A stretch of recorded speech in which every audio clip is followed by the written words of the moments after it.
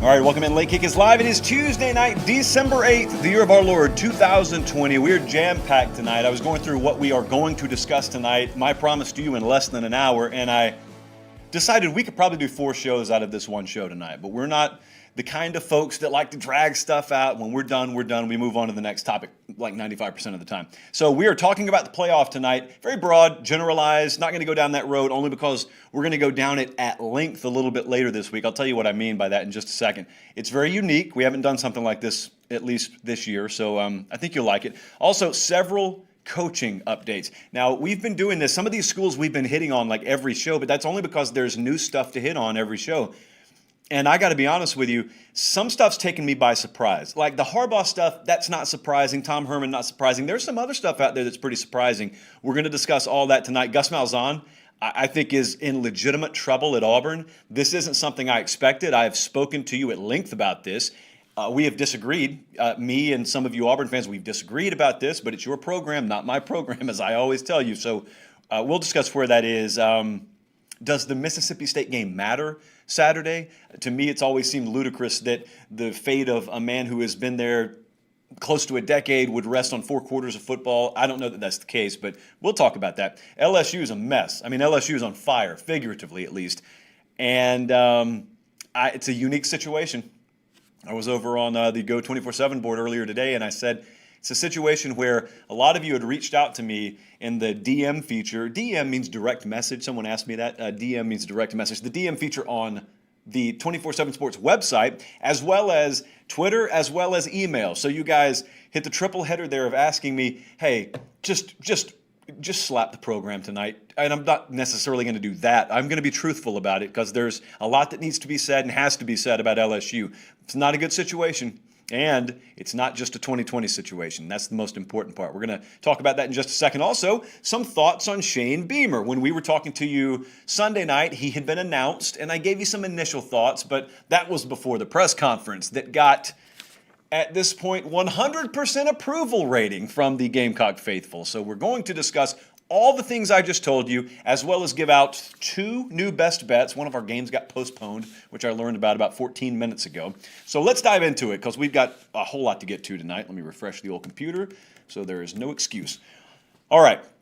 College football playoff rankings just released. I did not watch a nanosecond of the coverage, only because last week it put me behind. So I know what the rankings are. We already knew what the rankings were going to be. They're unchanged, at the top at least. They've been unchanged for weeks. Bama 1, Notre Dame 2, Clemson 3, Ohio State 4. All that's unchanged. As expected, though, things have gotten a little muddy, and this is what we've spent the majority of time talking about. It's what, judging by my inbox, you guys have spent the majority of time focused on today, the last couple of days, and that's this whole Ohio State deal. Well, now it's a reality. Okay, they got the Michigan State game in, but now the Michigan game has been canceled. 24 hours, by the way, after we were hearing some positive vibes out of Michigan. Did you notice that? So, yeah, things went uphill and then downhill very quickly, so that game's canceled. What does that mean? Obviously, for those who have been living their life all day and haven't been up to rest on the minute-to-minute changes here, well, it means Ohio State's not going to be able to play the minimum threshold of required conference games to play in the conference championship game, at least as it stands at 7:04 p.m. Central Standard Time on Tuesday night. So they got rules and they got guidelines. And as Jeffrey Rush's character said in Pirates of the Caribbean, guidelines are not rules, okay? We're not working with rules here. We're working with guidelines. And I told you, right or wrong, last week, just like Whitney in the 4th grade geography bee, I told you she didn't show up. She was sick for class one day. Everyone knew she was the smartest kid in class. They just pushed her on to the finals anyway. Everyone knows Ohio State's the best team in the Big Ten, or at least they think they do, and I am of that camp. I think they're the best team in the Big Ten. They're going to find a way. Now, I don't have to feel right about it. You don't have to feel right about it. The whole situation, to be honest with you, kind of makes me feel like I need to take a shower because I'm not at fault. You're not at fault. Ohio State's not at fault. It's the conference that's at fault. But see, the conference doesn't have a team. You know, they don't have to necessarily pay the penance. And really, at the end of the day, it's one of those situations where you screwed everything up, but you can make it right. You just rewrite the rules at the last minute. Here is the terrible part here, well, depending on your perspective. Indiana is a very good football team this year. In fact, Indiana's probably got their best team they've had in several generations on the field in the most unlikely of years. kind of makes the bigger programs that are struggling look pretty bad by comparison, doesn't it? And so Indiana will, in all likelihood, technically qualify for that conference title spot. And yet you're going to have to look at Tom Allen, and you're going to have to look at that program. Oh, well, you're going to, because I'm not going to do it. You're going to have to look at him, and you're going to have to say, yeah, it's a good season, but go sit down. Go somewhere. Just go home. We got this from now on. And that's going to be it. Unless they find another way to juggle things up there, and I don't necessarily know where things stand right now. But sometimes I love debate. Like sometimes I'll feel comfortable going back and forth. I mean, I spend large chunks of my day talking back and forth with you guys. You know, I was in it last night at like 1:30 in the morning, and I know good and well the person I was arguing with lives on the East Coast. So what were you doing? But anyway, I was arguing about the merits versus the detractions of expanding the playoff and whatnot, and that's pretty common. So sometimes I like that. I don't like it right here. I am of the opinion that we got to do what we got to do here. Or I'm of the opinion the Big Ten is going to do what they think they have to do to get Ohio State in the conference championship game, because the whole mentality is, all right, the playoff committee themselves, they're looking for a reason to put the Buckeyes in. Let's just give them a shot at the conference championship. They'll win it. You know, that's the plan at least. And then they'll have that conference championship in their back pocket, and that will negate all of the arguments about how many games we played, because that conference championship, you know, that'll bring the resume up to par with everyone else, and then conference championship will overtake a team that's comparable but doesn't have a conference championship. That's the whole thought. I think that's probably valid. I think that's probably how it'll play out. The reason I don't want to debate it is because if someone walks in, like if Tom Allen were to walk in here right now and he were to be like that commercial right now where the little stuffed animal's on the front of the car and it's freezing cold, and then the little stuffed animal crawls across the parking lot and it gets in the warm Buick or Lexus or whatever. They don't sponsor the show, so I don't really care about the brand, but you know the commercial I'm talking about. I don't want to look little stuffed animal Tom Allen in the eyes and say, no, you stay out in the cold. Because he's going to look at me, he's going to say, all I did was play by the rules you gave us. All we did was try our hardest. And you're going to tell me that our hardest wasn't good enough only because the sticker on the side of our helmet doesn't mean quite as much monetarily to the conference as the sticker on the side of their helmet? There is that small issue of that team having beat your team. But even having said that, Tom Allen has a point. So my counterpoint would not be to debate him. Even though I'm on the other side of the fence, philosophically, I guess, I would just sit there. And if he wanted to yell in my face, I'd let him yell in my face. And if he wanted to scream until his vocal cords gave out, I would let him do it. That's how kind of dirty I feel about this whole thing. And then I would look at him and I would say, Tom, I'm sorry. It's just best for business. And I'd feel terrible about it because that's not competition. Having said that, I'm not in charge, thankfully. That's the direction I think they're going to go. Now, here's the whole next part. The whole next part is there is the assumption out there that all the favorites are going to win out. And even if favorites don't win out, you know, like if Notre Dame were to beat Clemson or Florida beats Alabama, well, everyone's got their scenarios, everyone's got their paths. So we're in an editorial meeting the other day. I showed up 1 minute late, and this is the price you pay for showing up 1 minute late. You don't even know whose idea it was. But I log into the Zoom meeting, and we got folks talking about different scenarios. And since we all have differing opinions, well, let's do a show on it. So we're going to do a show on it. I think we're recording it tomorrow morning. It's going to be in the podcast feed for the Late Kick. I think Thursday. Barton and Bud are going to run it in their podcast feed. I think the College Football Daily is going to run it in their podcast feed. So the point is you're not going to be able to escape this. I recommend you come to the Late Kick podcast feed to listen to it, but go wherever you want to. But here's what it's going to be. It's going to be Simmons. It's going to be Bud. It's going to be me. It's going to be Trey. It's going to be, who else do we have in this thing? I don't know. We're going to have several different voices, and all these scenarios are going to be put out there. And we're going to see how much disagreement there really is, or if there is a consensus, kind of unified opinion. But I can tell you right now, because I've seen the Google Doc, there are some differences of opinion. So I've been listening to you guys, because half the time I let you make my argument for me. But that's going to be really fun, so look forward to that. Probably, if you're a subscriber to the Late Kick podcast feed, you probably see that Thursday. And if you're not already, subscribe to the Late Kick podcast feed. Let me gather myself. This is going to be tough to talk about. This time last year, it was a good time for me because I was well ahead of the curve on LSU, and it was a good time for LSU folks for obvious reasons.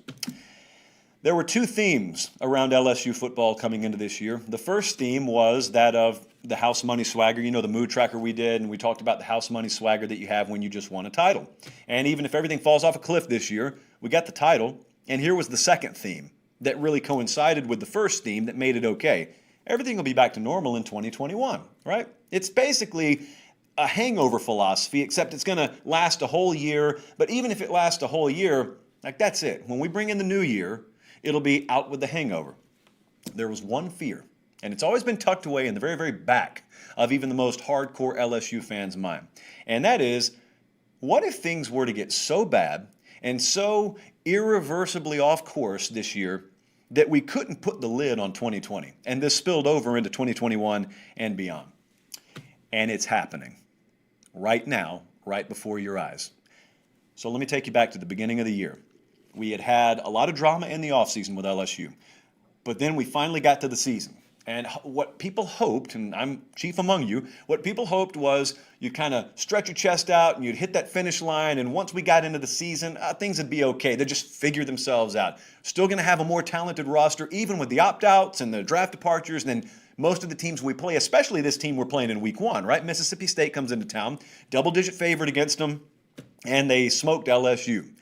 And afterwards, my take on that was the reason LSU lost is not so much because Mississippi State's about to rewrite the record books down here, which is what some folks thought. I mean, some folks were talking Heisman with KJ Costello and Coach of the Year with Mike Leach. Well, that's all subsided. You notice that?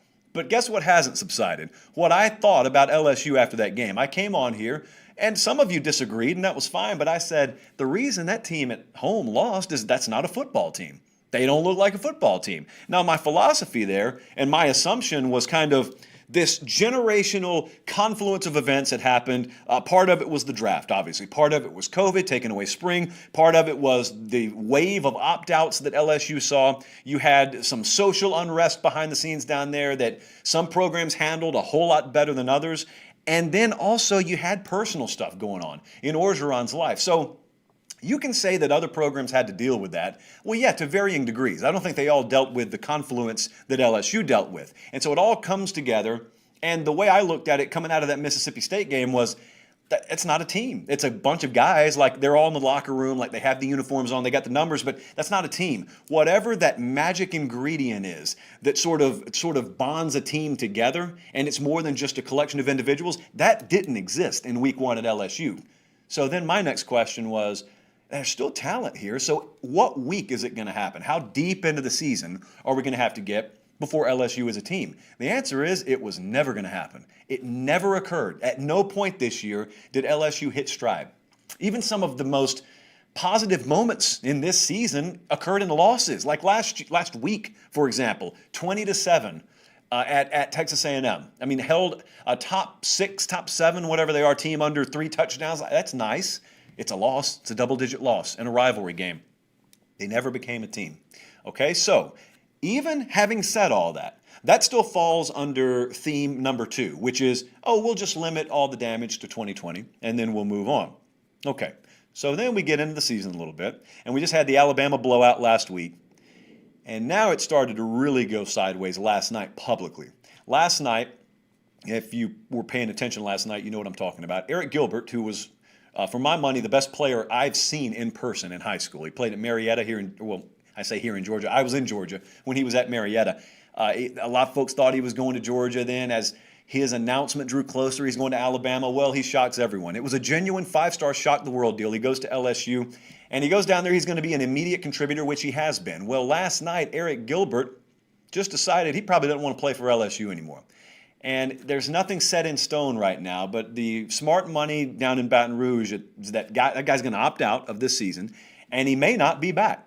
May just go home, and then who knows what his future holds. There's a lot of speculation out there. There are very few facts, because to be honest with you, I don't think Eric Gilbert knows what his future holds. So if he doesn't know, by default, no moderator on any message board can know that. But I will tell you this.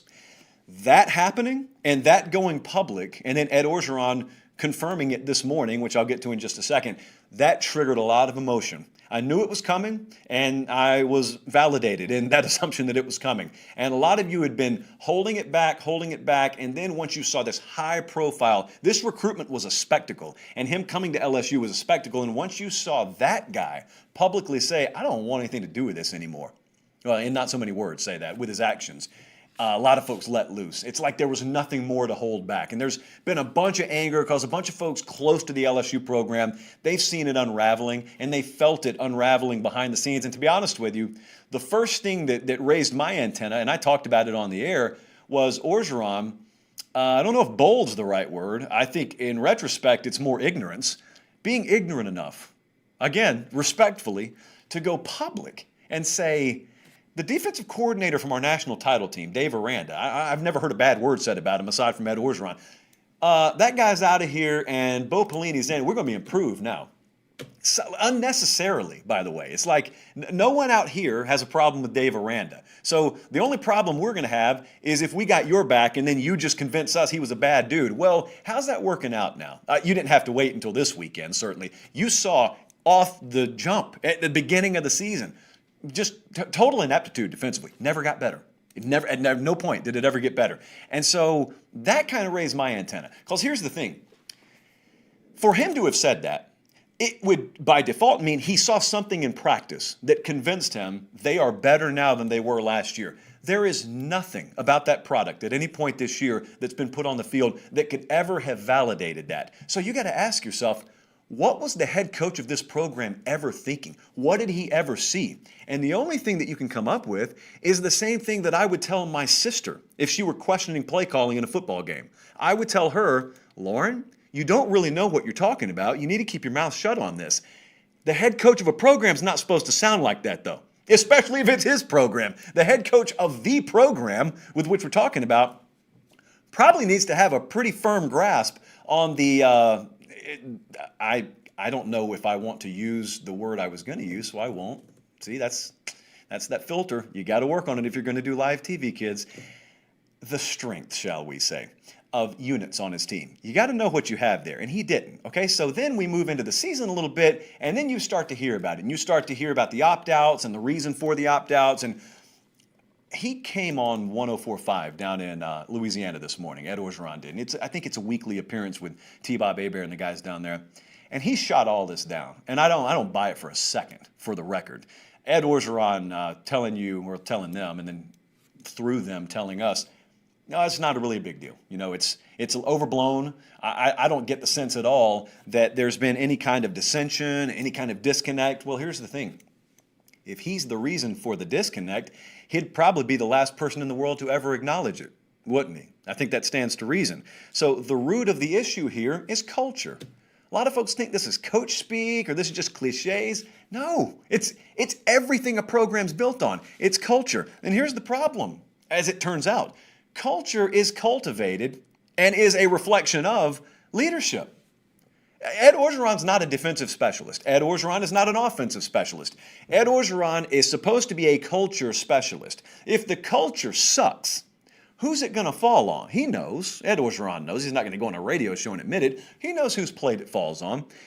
You've got virtually no respect from a portion of that roster for things that have happened earlier this year. Staffers, I've been told, very concerned behind the scenes, but also kind of feeling alienated as if, you know, what am I going to do? Speak up? I don't want to speak up. What's going to happen to me if I speak up around here? Roster mismanagement has been a crippling issue for this team. I would encourage you, after the show, to go over to Go247, Geaux 247, and check out Shea Dixon's piece just about the LSU roster. Don't even concern yourself with anything else. Just look at the details about their scholarship numbers. Because, see, here's the problem. Well, one of many. I keep saying the problem. One of many problems at LSU right now is when Eric Gilbert threatens to opt out, oh, it's a big deal. And Ed Orgeron runs to the nearest radio show and he says, I'm talking to him. I'm trying to convince him to stay. If he does opt out, we'd welcome him back here next year.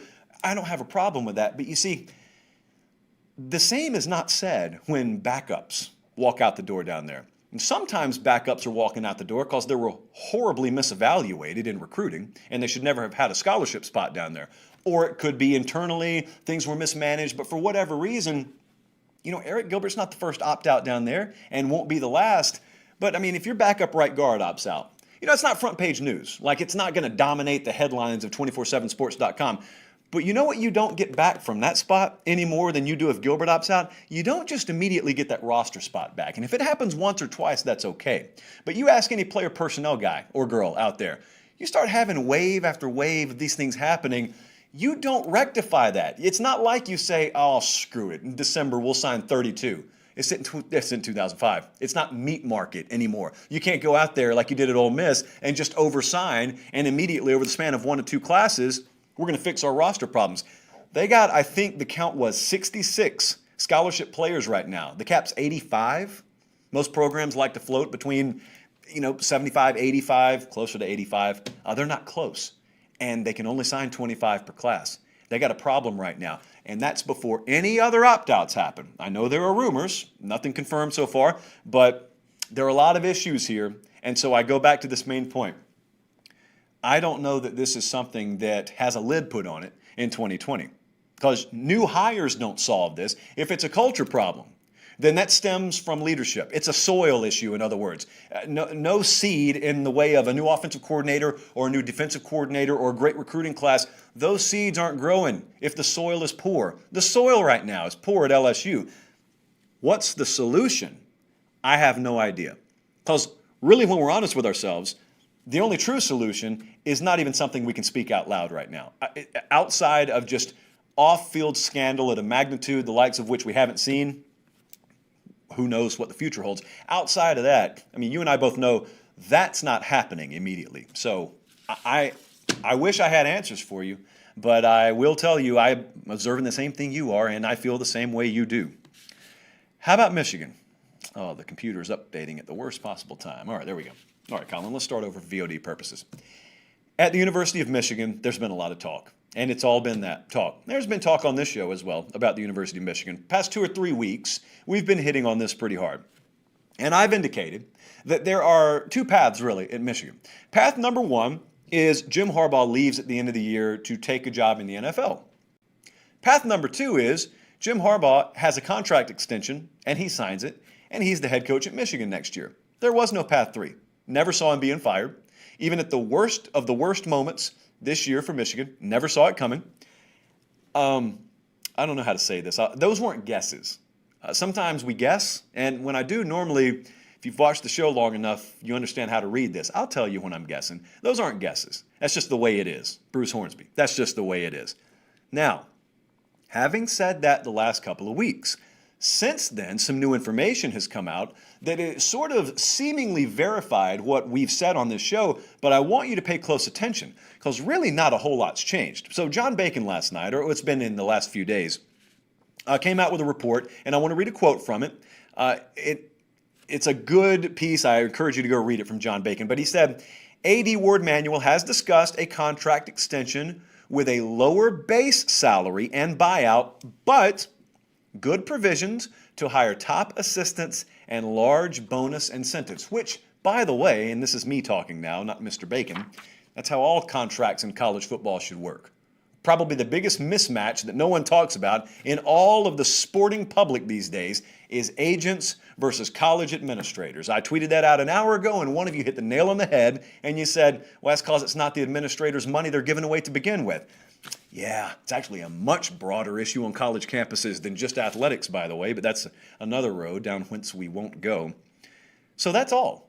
That's part 2 here. That's all. What I just read you, that's all. A lot of folks have taken the unnecessary leap from that Harbaugh signing an extension. No, not necessarily. So this is where I want you to pay close attention. This is the time of year, rather, where one season is winding down and the other season is just beginning. That's the agency season. That's where the real players in the sport that you always hear about, but you never really see the face of because they like it that way. This is when they start playing. They're the professionals. They're all 5 stars. And so the same report stated, that's the quote that's being circulated, the same report and subsequent reports have gone on to state there have been several NFL teams that have reached out to Jim Harbaugh. I can come as close to confirming that as I can without having sat in the room and listened. Not that I believe he's had direct conversations. You understand how this works. But it's possible, because there are a few scenarios here. He hasn't signed anything. That's all it's been left at. We're going to talk about it at the end of the year. So really nothing has changed other than the AD there and Jim Harbaugh making a public comment on it. Because Harbaugh said, hey, it's always been my stance. We're going to talk about it at the end of the year. Ward Manuel, It's on the table. We're going to talk about it when the time is right. It doesn't change anything. It's just that since it's been acknowledged and everyone's dying and starving for some information, you feel like something changed. Really, it didn't. So let me throw you a few scenarios here. Let's just kick these your way. Do with them what you want. Number one, it's possible Jim Harbaugh came up with this. It's possible that this is his idea. And it's possible that it's his idea and he wants to stay at Michigan. It's possible a lot of this NFL stuff is just overblown, but he also understands financial times are very tight at Michigan right now. And also, to be honest, he's just underperformed. So if he's going to lower his base salary from 7 or 8 a year to 5 or 6 a year, but he's got a higher pool for top assistants, and he's got an incentive-laden contract, so be it. If you're confident in yourself, you should never have a problem with that anyway. But number two, it's possible that Michigan's not thrilled with him, but they also have a stronger and a higher principled stance that they're going to take on this. So while they're not thrilled with the performance, they're not going to fire him. That's just off the table because it's Michigan. And it should go on a t-shirt because it's Michigan. That's a bumper sticker right now. But because it's Michigan, maybe they're not going to fire him. They don't like where they are. They're going to negotiate his buyout down. They're going to renegotiate and extend him with a lower salary. That's the trade-off for getting the extension. Or how about this third scenario? It's possible that the reason this has been such a moot point, seemingly, and they've had such little incentive to make a public comment on it, is because what if they both know it's never going to come to this anyway? What if both parties are aware that the NFL is Jim Harbaugh's future? Now that's pure speculation. I'm not even guessing that. I'm just kind of throwing it out there. Are we going to have to wait to the end of the season? That's been the question. When are we going to wait, and what's the point in time where we're going to finally hear something solid on this? And it's always been kind of at the end of the year. I don't know if everyone up there's looked around. I think most of the fans have. The end of the year is probably here for Michigan. They're not playing Saturday. They may very well not play the game day of the Big Ten Championship. Like, they may just be done. So if they are, and we get final word on that sooner rather than later, when can we expect to hear something? The NFL season going to be winding down. You got the early signing date that's coming up next Wednesday. There is no perfect time. That's the point. So I did want to address this on the way out the door. I got to be careful here, but I wanted to address this. There was a report circulating out there earlier today that, remember which season I told you has just started. And with that in mind, there was a report circulating today that Matt Campbell, it's either Notre Dame or Texas for him, Iowa State head coach. It's either Notre Dame or Texas. He wouldn't even be interested in Michigan. Allow me to summarize our thoughts here on that. There's the report, and there's what I want you to do with that. That's false, and we'll leave it at that. Let's move on. Oh boy, where do we want to go first? Let's go Texas first. Tom Herman is still the head coach of Texas. Texas is playing Kansas Saturday. They're favored by over 4 touchdowns. They're probably going to win. They're probably going to finish the year 8-3. What is the latest with Tom Herman here? Well, it seems as though 95% of you have moved on from the idea of Urban Meyer being the future head coach at Texas. Now, I do want to reiterate, for those of you who, in retrospect, are saying, oh, there was never a shot of this happening. I think that's wrong. What I do believe is it was a long shot, and I do believe Urban Meyer had like 15 boxes that needed to be checked, and Texas checked as many of them as they could. I think there are some things that were out of Texas's control that Urban Meyer was going to have, and it's much more nuanced stuff, but it wasn't a money deal, like it wasn't a resources deal, a promise for facilities. I don't think it was any of that. I think there were some things on Urban Meyer's side that he would have wanted to secure if he were to ever even venture down that road, and I don't think he was going to get them. And it's nothing Texas could really do. So the question is still, is anyone else worth the $25 million buyout? And I want you to, again, theme tonight, consider how ludicrous it is that we're throwing around that kind of number. On what planet, in what era, does Tom Herman ever have any business walking around with a $25 million buyout? Where was he ever going? At any point. This was after the Sugar Bowl when they beat Georgia. That's when it happened. Much to the chagrin of a lot of people down there who were overruled. You throw it out there just because you have it.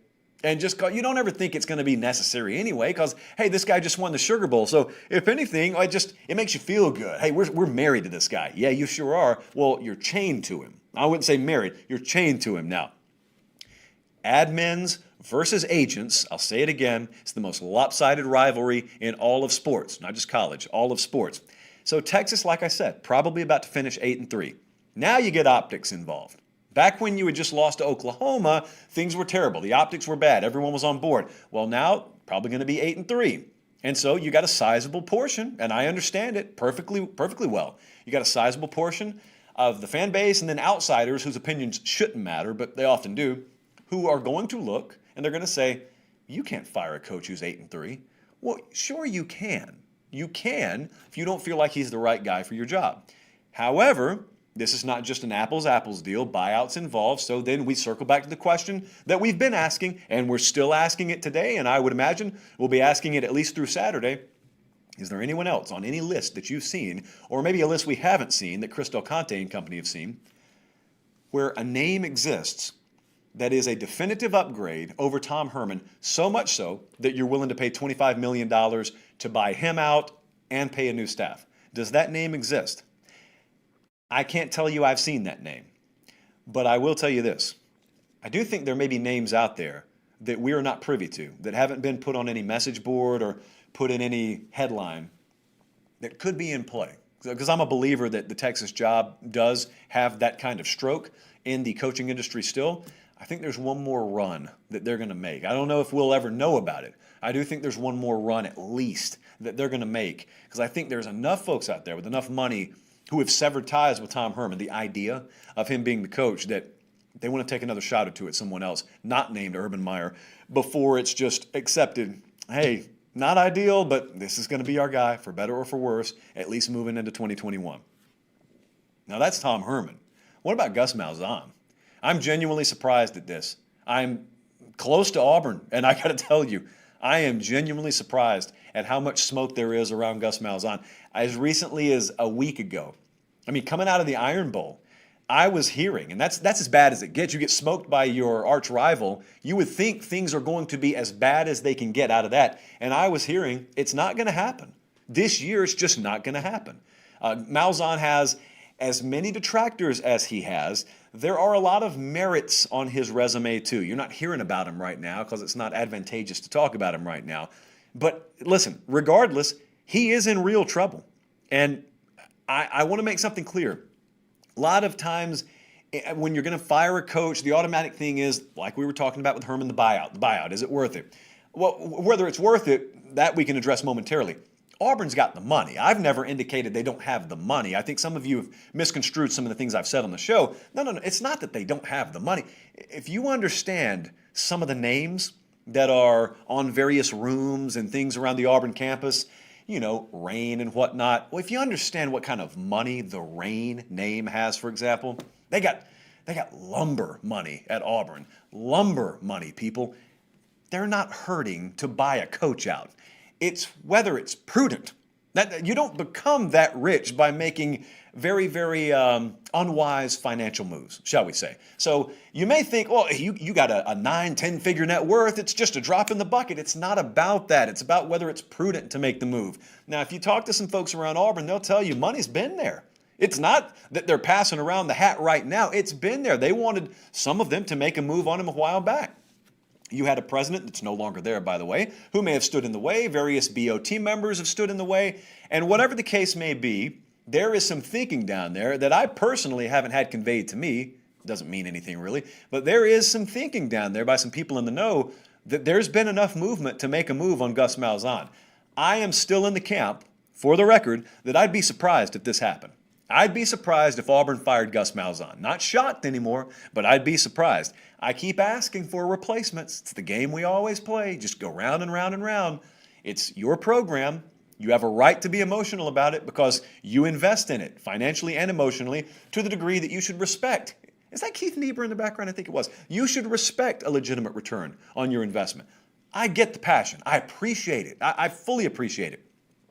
However, it is my opinion that you don't make a move like this to hire someone who could do as good as Malzahn or whoever your coach is. You make the move only if you have someone out there who is reasonable, is a legitimate candidate. Urban Meyer doesn't fit that description. Just let's note that. Is someone out there definitively better? if that person's out there, I'm on board with the move, to be honest with you. There's very few people who would benefit from a high-flying Auburn program than me, so I've got all the motivation in the world for it. I haven't seen that name that I think is realistic for them to get and would be a definitive upgrade. And some of the names you guys have thrown at me are either not realistic or are not nearly the definitive upgrade that some of you think they are. Here's his biggest, really, you got to be kind of closer to the Auburn program to pick up on this. One of his biggest issues, and it's a character thing. Not that he lacks character. I guess it's a personality thing. That's the word I should use. Malzahn doesn't have a ton of friends down there. Like, he doesn't have a ton of allies. He's kind of reclusive. He's kind of aloof, which is all well and good when you're winning. You know, if you head down the road and go eat at Waffle House after wins, as long as you're winning, like, that's cool. But then when you're not, all of a sudden it's, go eat at your house, weirdo. What are you doing? Get out of here. College kids need this seat. And there's just a bunch of different things like that where Malzahn's not one, for better or for worse, to go around slapping backs and, you know, working the speaking circuit. It's just not his scene. His scene is football.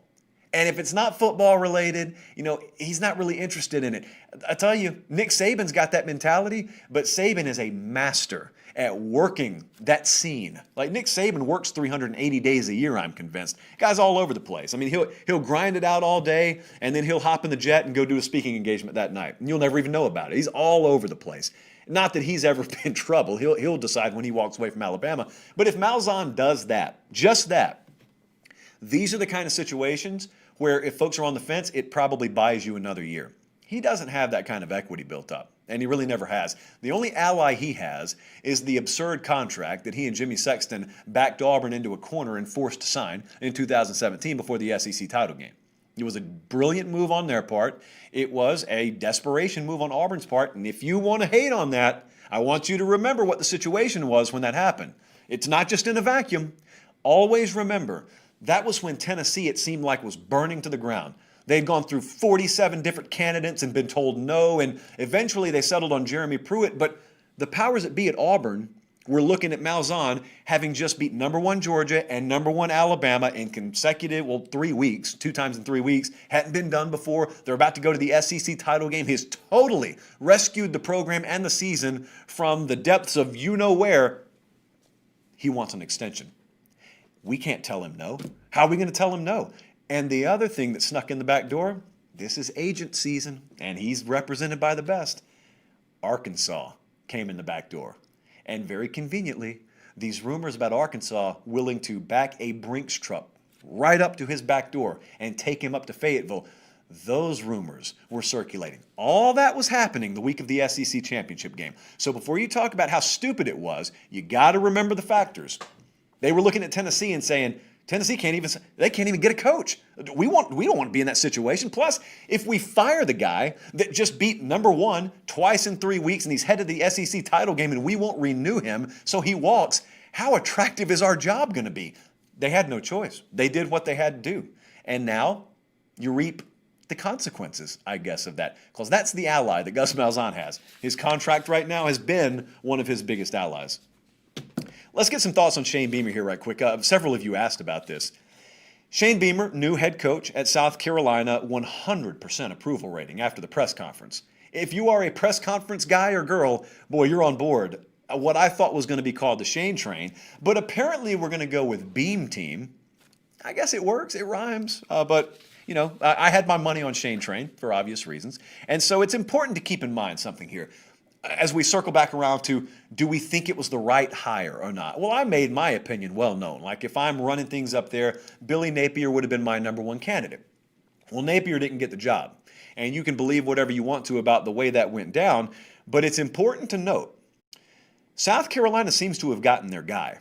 Now, whether other people were offered the job or whatnot, I'm not talking about that necessarily. This is the guy that had the most traction from day one. It's not a name that snuck in there late. It's not a name that after they had to backtrack and reassess, after they got told no by plan A and B, he all of a sudden became a priority and on the radar. This is not how this happened. As soon as the job was open, and really before it was open, Shane Beamer's name was front and center.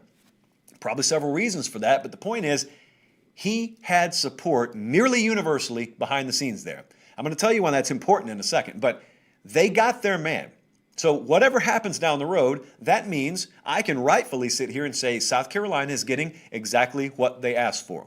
Whether they're winning 10 games or losing 10 games, you're getting exactly what you asked for. So I preferred Napier, but they got their guy. Maybe their criteria far different than mine. Love and passion and then just genuine energy. If you've got those commodities in your head coach, it'll solve a lot of problems in this business. If you've just got a guy who genuinely loves the program and he's willing to run through a brick wall face first for the program instead of viewing it as a rung on a ladder, it's important. It's very obvious. It was a primary goal of South Carolina's to get a guy who checked those boxes. I think more so maybe than any other box aside from, has he ever picked up a football before? Here's the thing I can't shake. So now that the hire is made, it's not, who's going to get it, speculation, hot board, all that stuff. Here's what I can't shake. The idea of us looking down the road, kind of like I did a couple of weeks ago, but different context here. Looking down the road and everyone remembering, in South Carolina at least, everyone remembering what the talk was. Because they're looking around and it's kind of inverse right now. In and around Carolina, the approval of this hire is overwhelming. That's why really outsiders don't matter right now. They love the hire, and that's what matters. If you do, though, let's just say you're an Iowa fan, so you're not in Carolina, you're just kind of curious. The outside perception is probably 30-70, positive, negative. Maybe some indifferent, but most people don't think it's going to work out, just to be blunt about it. 3 years down the road, what if that old scenario I kicked to you a couple of weeks ago, what if it's happening? What if they are in contention for the SEC East? The program and the roster perfectly reflects the thumbprint of Shane Beamer. It ends up being a home run hire. Let's just say against the odds, it ends up being a home run hire. Think about the energy around the program. Not only will they have a winning product on the field, but here's what they'll also know. They'll also know the guy that only we believed in when everyone else doubted it, that's who's winning. It's kind of like that 2019 energy from LSU, to be honest with you. Just kind of hopefully stretch it out over more than just 1 year. It's that energy where one of our guys is leading our program and screw the rest of you. You didn't believe in him when we hired him, but we did. So we know what's better for our program than you'll ever know what's better for our program. Most of you, the only time you're ever in Carolina is to go to one of our beaches. You couldn't find Columbia without a GPS navigation in your car. So we don't really care what you think about our hire. Our hire has been money, and now our hire has got us on the field with Georgia, and we're third down and 2, 23-23 tie, fourth quarter. I mean, if we convert here, we're in field goal range to win the SEC East. Is that a long shot? To me, it is. But if it does pan out, you have got the ingredients for a cult-like run, the likes of which, and the energy, the likes of which you haven't seen in quite a while in Columbia, South Carolina. And not the kind of bad cult that, makes you up and move to a remote village in, Central America or South America because folks are after you. Not that kind of cult. A good kind of cult. But the kind of cult where it's circle the wagons and you're either in here or you're not in here. And you need to draw the line right now and you need to decide who's in there and who's not in there. That's how this could pan out. Of course, you and I are both smart enough and reasonable enough to know it also could flop. So there's that. But I would selfishly, since back in Columbus they still call me Cocky Jr. because they thought I went to Carolina. I just worked for a bunch of folks who had gone to Carolina. But since I have been given that label, I'll play it and I'll pull for Shane Beamer. I have no problem doing that, and I have no problem being honest about it either. All right, let's talk about the Ramen Noodle Express. We had a car derail earlier today. We like that to happen before the game start, though. So we had Ohio +4 against Kent. And I didn't know before I walked in here tonight that game's been canceled. We didn't even know enough to scratch it out on the graphic here. So we'll have that fixed Thursday night. But here's what we do have. I gave you Virginia +2.5. I am considering strongly upping that to a double play, which I haven't done this year, but we are very confident in that pick. I'll just say that. So we got Virginia +2.5. Colorado -1. That's a Friday night game. They're playing Utah. Colorado -1 is our second play. Wake Forest +2.5 against Louisville. I think that game's on Saturday, early kick. Wake Forest is +2.5. There are several more games coming. I cannot in strong enough terms stress that you need to be following me on Twitter @LateKickJosh. That is where I tweet out the picks a lot of times. In fact, most of the time before I ever give them on the show. And sometimes by the time I've given them on the show, the line has moved. So aside from a lot of other things that we talk about on Twitter, that's the first place that the picks surface, at Late Kick Josh. Make sure you're following me there. And that concludes our show tonight. I told you we'd get it in under an hour. I mean, that is efficiency. You rarely find that these days. So for Director Colin, for Producer Jordan on the podcast side of things, I'm Josh Pate. Thanks so much for tuning in. We'll see you again here Thursday night. Have a great evening, and God bless.